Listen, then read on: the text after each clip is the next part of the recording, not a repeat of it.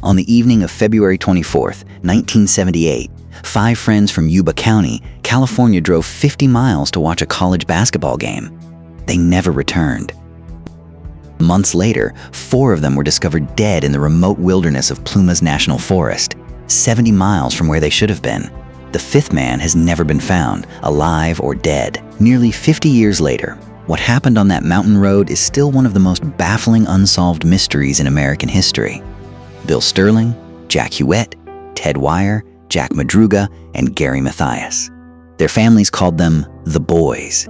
And for too long, that's all the world saw. 5 men labeled as disabled, dismissed as helpless. Here's what those labels missed. They held jobs. They played basketball on a team called the Gateway Gators. They had routines, friendships, lives that mattered to the people who loved them.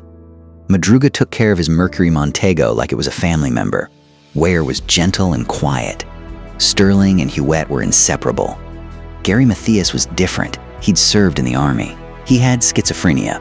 But by 1978, his doctors considered him stable. He was on medication. He was doing well.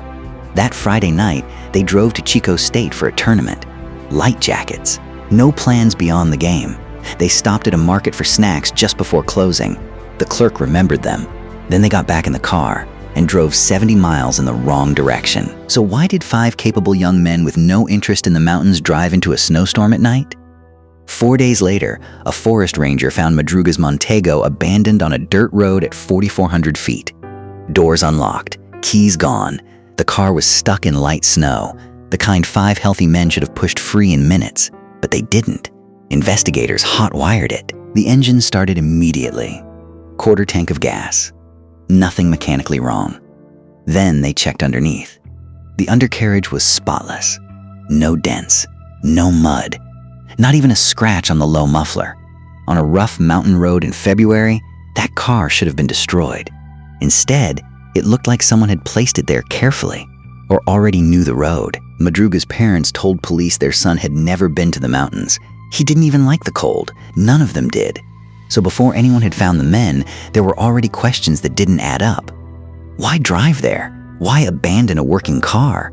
And how did it reach that road without a scratch? It wasn't until June, nearly 4 months later, that the snow gave up its secrets. On June 4th, 1978, motorcyclists stumbled across a U.S. Forest Service trailer 19 miles from the abandoned car. The front window was broken. Inside was the decomposing body of Ted Wire. And what happened inside that trailer is the most disturbing part of this entire case. Wire had survived inside that trailer for up to 3 months. 3 months.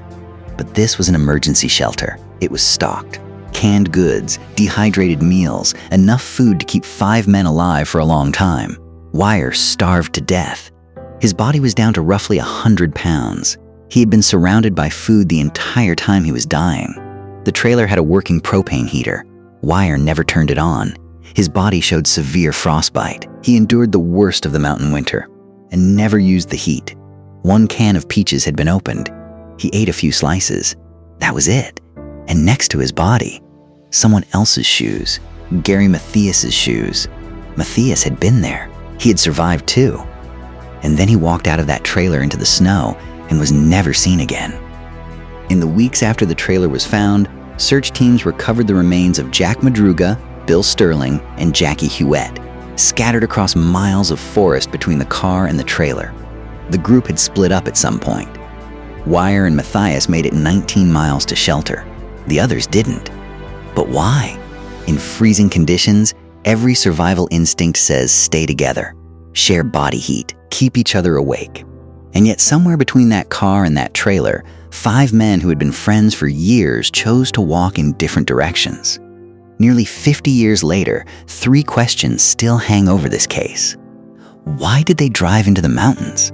Why didn't they use the food and heat that could have saved them? And where is Gary Mathias? If Mathias stopped taking his medication in that freezing forest, his schizophrenia could have returned. Paranoia, disorientation, fear. Maybe he believed he was being hunted. Maybe he walked into the wilderness and was never coming back. Or maybe someone else was on that mountain. Someone who made sure the one man who could tell the truth never did. The tragedy of the Yuba County 5 is not only that 5 young men died, It's that nearly 5 decades later, their families are still waiting for answers. So, what do you think happened on that mountain road in 1978? Let me know your theory in the comments. And if you want more deep dives into cases the world forgot, subscribe.